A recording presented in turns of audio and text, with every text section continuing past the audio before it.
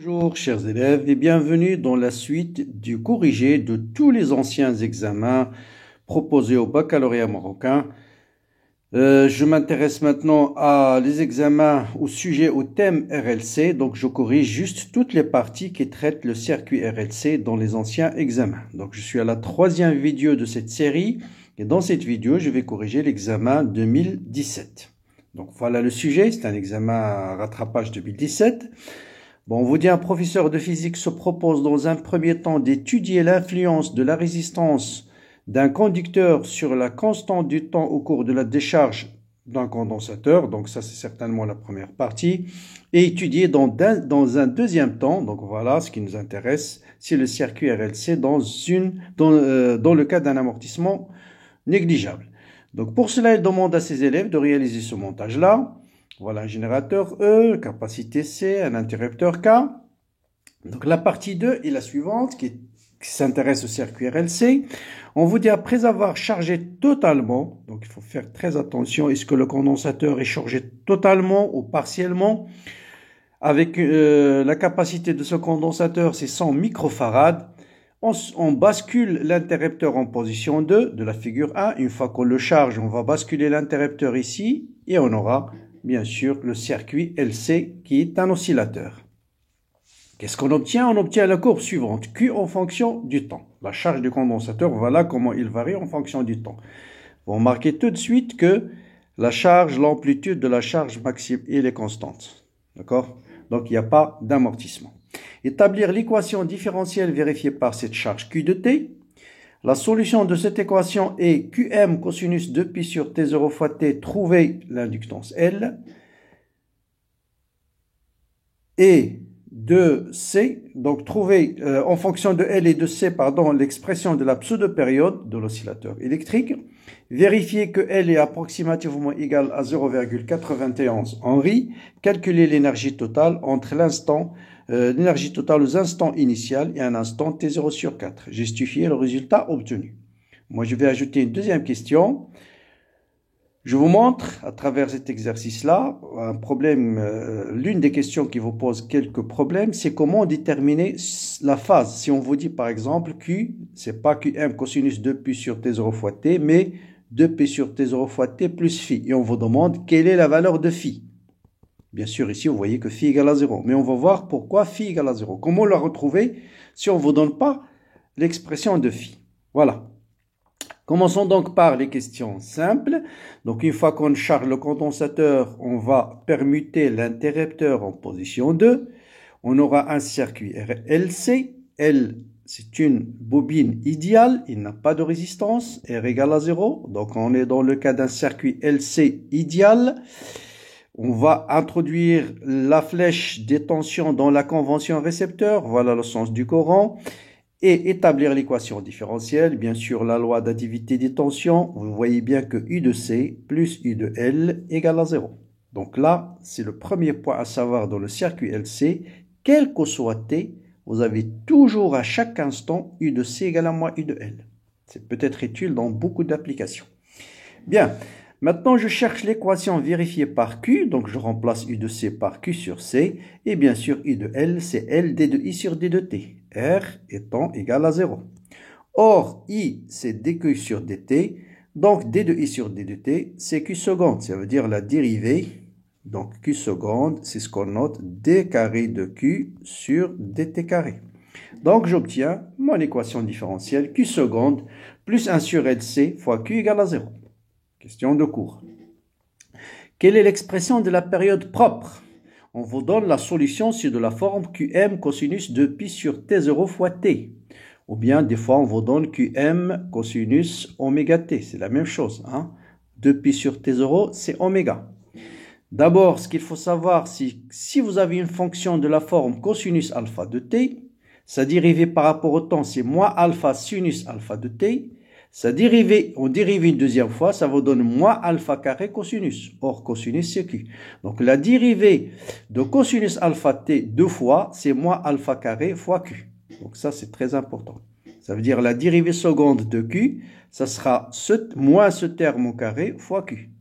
Donc, on remplace dans l'équation différentielle Q seconde tout de suite par moins alpha carré, c'est-à-dire moins 2 pi sur T0 au carré fois Q, plus, bien sûr, 1 sur LC fois Q, QM cosinus de pi. En factorisant par cosinus, ceci égale à 0 quel que soit T, ceci ne peut être vrai que si ce terme égale à 0. Ça veut dire 2 pi sur T0 au carré égale à 1 sur LC, donc T0 égale à 2 pi racine carrée de LC. D'accord? Donc là, voilà l'expression de la période propre. Bien, maintenant je vais vous expliquer, avant de passer à la question suivante, pourquoi phi égale à 0 ici. Eh bien, dans le cas général, une fonction sinusoïdale, c'est Q est égal à QM cosinus oméga T plus phi. Ça, c'est dans le cas général. Si on vous donne cette courbe, par exemple, avec cette courbe, je peux déterminer QM, je peux déterminer oméga et je peux déterminer phi.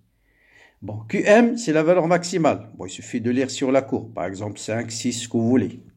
Comment déterminer oméga? À partir de la période. Donc, je lis la valeur de la période et je sais que T est égal à 2 pi sur oméga. Donc, si je connais la période, je peux déterminer oméga, 2 pi sur T. Donc, il me reste la phase. Bon, la phase, on la détermine par la condition initiale et par comment varie la charge après T supérieur à 0. Est-ce qu'elle diminue ou bien est-ce qu'elle augmente? Des fois, les conditions initiales suffisent, c'est dans le cas particulier de cet exercice. On sait qu'à T égale à 0, le condensateur était complètement chargé, donc l'amplitude est maximale, Q égale à QM. Donc je remplace ici T par 0. Donc si T est égal à 0, la charge Q de T, ça sera QM cosinus 0 plus phi, donc cosinus phi. Il doit être égal à QM, donc cosinus phi est égal à 1. Vous avez un seul angle qui a cosinus est égal à 1, c'est phi égal à 0. Donc vous voyez que je trouve phi égal à 0. Je vous donne une deuxième question de réflexion. Vous pouvez bloquer la vidéo avant de réfléchir. Est-ce que le courant en fonction du temps va être représenté par la courbe 1, la courbe 2 ou la courbe 3? Essayez de bloquer la vidéo et de réfléchir. Ce sera une fonction périodique de même période, mais est-ce qu'elle va être 1, 2 ou 3? Bien, j'espère que vous avez trouvé la solution. On va raisonner par élimination. À T égale à 0, le courant est la charge est maximale. Or, vous savez que I, c'est la dérivée de la charge. C'est d de Q sur d de T. Si une fonction est extrémum, sa dérivée est nulle. Donc, tout de suite, je vais éliminer la courbe 1. Maintenant, est-ce que le courant va diminuer ou bien va augmenter à partir de T égale à 0? Autrement dit, est-ce que le courant est négatif ou bien est-ce qu'il est positif? I, c'est la dérivée de la charge. Donc, je regarde la charge. Est-ce que c'est une fonction décroissante pour T supérieur à 0 ou bien une fonction croissante? Vous voyez bien que la charge, c'est une fonction décroissante. Or, la dérivée, l'ishtiqaq d'une fonction décroissante, c'est quoi? C'est négatif. Donc, la bonne réponse, ce sera la courbe 2. Ça, c'est des questions de type QCM, de type concours. D'accord? Donc, si en remarquant, vous voyez la charge diminue. Or, la dérivée d'une fonction qui décroît, c'est négatif. Donc, voilà la courbe qui va représenter I de t. Maintenant, supposons qu'on me donne cette courbe-là. Et on vous demande de déterminer phi pour le courant I de t. Et là, vous allez voir qu'il y a deux solutions. Supposons que, donc là, ce sont des questions supplémentaires que je donne. Vous avez un courant I de t, je vous donne cette courbe, ou bien on vous donne cette courbe-là, et on vous dit I est égal à Im cosinus oméga t plus phi, quelle est la valeur de Im, quelle est la valeur de oméga, quelle est la valeur de phi. Bien sûr, à partir de la courbe, je peux lire la valeur de Im. À partir de la courbe, je peux déterminer t, donc connaître oméga, et il me reste phi. Donc, j'utilise d'abord les conditions initiales. À t égale à 0, d'après la courbe, le courant, il est comment? Il est nul. Donc, I égale à 0. Je remplace ici t par 0. Donc, 0 est égal à Im cosinus phi. Cosinus phi égale à 0. Pas de chance parce que j'ai deux angles dont le cosinus est nul. Soit plus pi sur 2, soit moins pi sur 2. Donc, je dois utiliser une deuxième condition. Et là, il faut utiliser la propriété du fait que le courant décroît pour t supérieur à 0. Si le courant décroît, ça veut dire que sa dérivée, elle est comment? Elle est négative. Donc, je dois calculer d de I sur d de t, qui est égal à moins Im oméga sinus oméga t plus phi.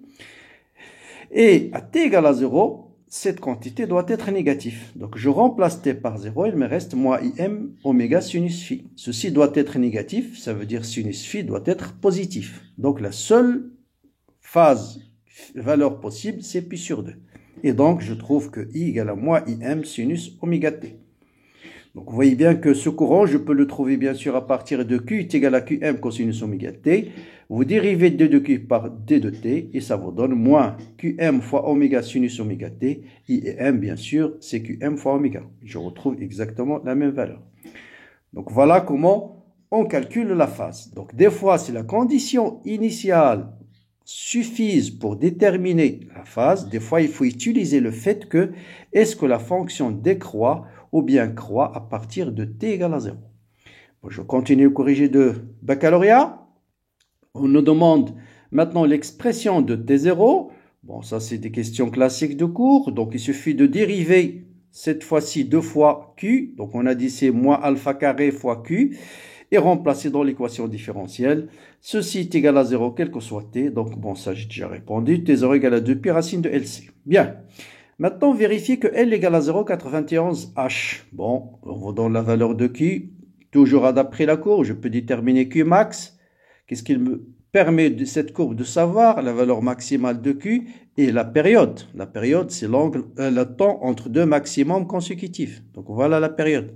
Donc, la période, c'est 60 quoi? 60 millisecondes. Faire très attention aux unités.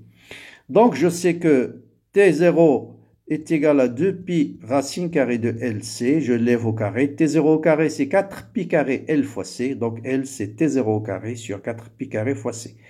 Je remplace pi carré par 10, C par 10 moins 4, T0 c'est 60 fois 10 moins 3, et je trouve exactement 0,91 Henri. Bien. Maintenant on nous demande de calculer l'énergie totale du circuit. Et on va montrer que l'énergie totale, c'est une constante. Pourquoi? Parce qu'il n'y a pas de résistance. Il n'y a aucune... il n'y a pas de diminution de l'énergie sous forme perte d'énergie par effet Joule. D'accord? L'énergie dans un circuit LC, elle est de deux formes. Elle est électrique et elle est magnétique. À T égale à 0, elle est complètement emmagasinée dans le condensateur. Et l'énergie électrique à l'instant T quelconque, c'est 1 demi Q fois UC au carré. Donc, voilà l'expression de l'énergie électrique.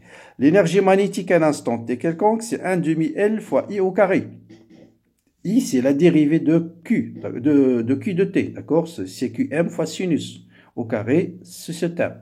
Si je fais l'énergie électrique plus l'énergie magnétique, je factorise par ce terme et je trouve, donc là, je vais écrire, avant de factoriser, je dois écrire, remplacer L par sa valeur. L, c'est T0 au carré sur 4 pi carré fois C. Voilà, comme ça, je vais retrouver exactement ce terme est égal à celui-là, en fait. En remplaçant L par sa valeur, cette quantité, c'est exactement égal à celle-là. Et je factorise par cette quantité-là, qui est Qm au carré sur 2C, et je trouve cos carré plus sinus carré. Cos carré plus sinus carré, c'est 1, donc ça, c'est égal à 1. Donc, vous voyez bien que l'énergie, c'est une constante, elle est indépendante du temps. Donc, l'énergie totale, c'est une constante. Donc, si on me demande de calculer l'énergie à chaque instant, quel que soit T0, T0 sur 4, ce que vous voulez, ça sera bien sûr la valeur de la constante. Et cette énergie, c'est 1,8 10-3 joules.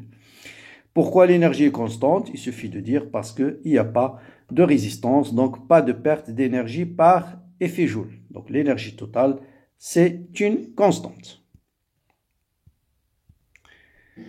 Donc voilà pour cette troisième vidéo de la série. Comme d'habitude, n'hésitez pas à me laisser vos commentaires, à laisser des messages d'encouragement bien sûr, likez la vidéo, bon courage, bonne continuation et à la vidéo prochaine.